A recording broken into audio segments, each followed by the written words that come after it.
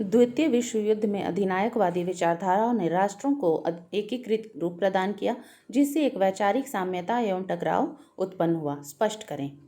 इसका उत्तर हल करने के लिए दृष्टिकोण होगा भूमिका। द्वितीय विश्व में अधिनायकवादी विचारधाराओं के कारण उग्र राष्ट्रवाद का उदय एवं प्रभाव और निष्कर्ष।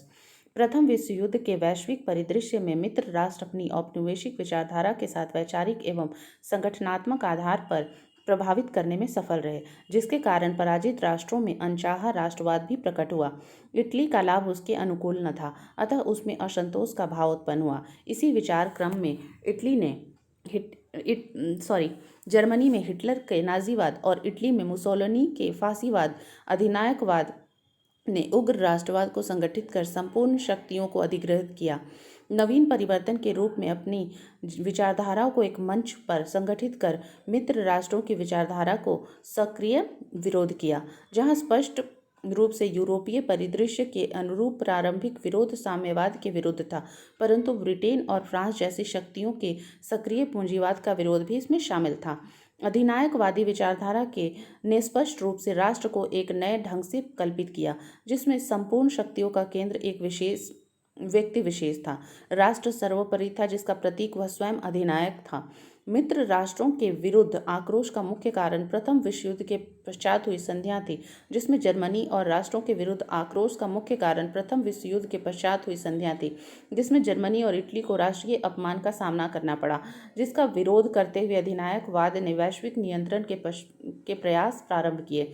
इसके वैचारिक एकीकरण का विरोध मित्र राष्ट्रों ने किया, जिसमें प्रारंभ में तुष्टीकरण की नीति अपनाई, जो द्वितीय विश्व युद्ध में परिवर्तित हुई।